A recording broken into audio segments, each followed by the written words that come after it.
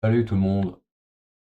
Alors dans cette version, on va pouvoir copier nos liens euh, sans faire focus sur la fenêtre, ici, la fenêtre. Quand on veut copier des liens, mettons je veux copier des vidéos, donc je fais V ou 1, et audio, je fais A ou 2. OK. Là, on me dit quelque chose. OK.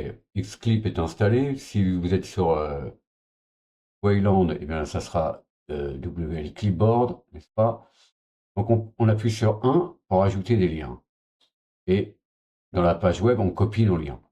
Donc je vais faire 1. On voit maintenant qu'on me dit que le clipboard est surveillé quelque part, hein, pour les URL. Quand on voudra arrêter de copier des liens, dans cette fenêtre, on fera CTRL-C. OK, je vais copier des liens. Pas besoin de faire le focus, on voit qu'il y a eu une URL qui a été ajoutée. OK? Je peux copier des liens comme ça. OK? Donc là, j'ai copié 4 liens vers des vidéos. OK? Maintenant, on peut mettre des playlists, hein. Donc, copier les playlists, soit on fait View, on clique sur View et on copie notre lien ici. Hein, il va venir se mettre. Donc là, il y a un lien, mais dedans, il y a 4 vidéos, hein. On retourne ici, on voit qu'il y avait 4 vidéos. 4 vidéos. Donc 4, et puis 4, je devrais avoir 8 liens, pardon, au final. OK. Donc maintenant, bah, je peux faire CTRL-C comme indiqué pour arrêter quand j'ai fini de copier. Maintenant, on analyse nos vidéos, enfin, nos liens, et on va chercher le titre. Et voilà, ça c'est une URL normale pour une vidéo. Quand c'est plus long, eh bien voilà, comme ici, bah, toute cette partie-là, après et de P, là, ça va être supprimé, hein, pour un lien direct vers les vidéos. Maintenant, la playlist, la playlist que j'ai copiée, donc c'est bien MPV Media Player, c'est le titre de cette. Voilà.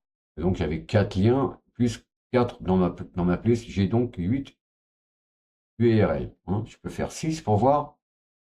Je vois bien 8 URL, donc 4 liens directs, plus les liens directs des vidéos de la playlist que j'ai copiée. Hein. Ça décrémente tout, comme ça on peut télécharger un lien en particulier et pas l'autre, etc. ou visionner. Voilà. Donc là, on a notre liste, hein, de vidéos. On peut éditer, hein, on peut faire E, si je veux éditer mes titres. Voilà, si je veux virer, si c'est trop long le titre, si j'estime qu'il y a des choses inutiles, si je veux virer on va dire des caractères spéciaux hein, ou des smileys, des conneries que les gens y mettent dans leur titre, parce que ça peut créer des ennuis, hein. Peut-être après pour le renommage des fichiers, etc. On sait que c'est important quand même. Donc, bah, j'ai fait mes changements, ok, j'enregistre. Et donc maintenant, j'ai bien un titre plus court sans ce qu'il y avait entre parenthèses. Comme ça, je peux enregistrer ma playlist, hein. Euh, ah oui, autre chose. Donc là, on voit qu'il y a ça. Par exemple, si euh, je vais faire M pour aller au menu principal, ici, on va aller on va aller là, hein. Ici, on voit notre fichier de titre, notre fichier d'URL. Donc, mettons, je supprime le fichier de titre, hein, par mégarde. Ou si je supprime un lien dedans, enfin un titre, et je veux l'éditer, je vais supprimer celui-là, on va dire le dernier, MPV, Mprise Control, ok. Je supprime le lien, enfin le titre, j'enregistre. Si, voyons voir, c'est là, voilà. Si je veux revisiter, on voit que c'est toujours pareil. C'est bizarre, quand même bizarre. Euh, on va voir M.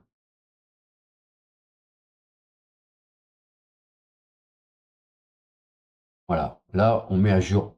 En fait, on compare le nombre de liens voilà, et ça va chercher le titre à nouveau. On voit qu'il a été remis ici, hein. Je peux faire pareil. Je peux retourner ici et je supprime ce fichier, le fichier de titre. Par mégarde. Oh mince! Qu'est-ce qui se passe? Je retourne ici. Je vais dans ma liste vidéo. OK? Si je veux voir ce qu'il y a dedans, voilà. Ça va chercher les titres. Ça retourne chercher les titres. Ouais, et ça nous présente à nouveau la liste avec nos titres. Donc maintenant, j'ai bien mon fichier de titre qui est revenu, hein. Il a été recréé en fait, hein. Voilà, donc ça c'est les petites dernières choses, hein. Si vous êtes un peu tête en l'air, vous supprimez le fichier ou voilà. Ou si une opération se fait mal, par exemple la première fois, euh, on peut toujours comparer euh, nos liens et les titres pour remettre à jour la liste, hein. Toujours que notre liste soit à jour. Je vais faire ça. Ici, on voit que dans ma collection, j'ai 52 playlists, hein. Si je fais P ou 4, je vois 52 ici, hein. Admettons, alors je vais retourner là, dans la vidéo, et je vais l'enregistrer. Donc je fais 4. Enfin, je vais enregistrer toute la playlist, donc je fais W, Wall Playlist. Ok, je crée ma playlist, donc 53. Il faut bien lire ici, on a 52 playlists, et on nous dit de taper 53 pour créer une nouvelle, hein. Si je tape, on va dire, un nombre qui est compris entre 1 et 52 ici, eh bien, ça va me demander si je veux remplacer mettons, je tape 48, bah, ça va me demander si je veux remplacer ça, hein. Je peux toujours faire cancel, hein. Ok, maintenant je lui donne un nom. Moi, je vais l'appeler test. Là, je mets pas d'extension, hein. Maintenant, ça a été sauvegardé sous test et il n'y a plus rien dans ma liste vidéo, hein. Euh, et donc, si je fais P et je cherche test, test est là. Et donc, on voit bien nos titres dedans. Ok. Échappe. Quand je vais sortir de ce menu, je fais échappe. Maintenant, je vais retourner ici et je vais aller dans mes titres ici. Je vais à la fin, je cherche test. Même chose pour test. Si je supprime le fichier, donc le fichier de titre de ma playlist test, qu'est-ce qui va se passer si je veux voir charger une playlist, si je fais P ou 4, bah pareil, là ça va chercher, hein. Et je peux faire ça pour plusieurs fichiers en fait, hein. Je peux supprimer plusieurs fichiers de titre par mégarde. Ça va aller chercher tout ce qui manque, hein. Ça c'est une nouvelle chose que j'ai mise en place. Puisque avant, si on n'utilisait pas ZF, eh bien, on pouvait pas voir. Enfin, ça se faisait tout seul en fait, hein. Quand je faisais View Title, eh bien, si le fichier titre n'existait pas, ou si le nombre de titres n'était pas équivalent au nombre d'URL, eh bien, ça faisait comme là, ça faisait une update, hein, du fichier, hein. Mais avec LZF, ça ne le faisait pas. Je pouvais chercher test, et s'il n'y avait pas de titre, ben, il n'y avait pas de titre ici. On ne voyait rien. Mais le fichier M3U existant, mais pas le fichier de titre. Et donc voilà, un petit souci. Donc j'ai réparé ça en faisant une nouvelle fonction pour tester si on a bien, si toutes nos playlists ont les fichiers titres qui leur correspondent. Donc là, c'est la version 2.3, hein, ici on voit. Qu'est-ce que je voulais dire? Oui, alors, dans la façon de copier, avant, tout se passait là-dedans, mais j'ai été obligé de la découper et de créer une nouvelle fonction pour collecter les liens. On a vu, hein, quand je pouvais copier plusieurs liens, pas besoin de faire un focus vers ma fenêtre NPM pour rentrer mes liens. Ça va tout seul dans le clipboard. et les liens sont mis dans un fichier temporaire ici c'est notre fonction pour collecter les liens, n'est-ce pas? Et ça c'est la nouvelle fonction aussi pour analyser les liens qu'on a rentrés, hein. Donc pour savoir, si par exemple je copiais un lien vers une chaîne, ici on voit la chaîne c'est youtube.com/@mpvplaylistmanager. Donc ici ça veut dire que c'est une chaîne en fait, hein. C'est pas un lien normal.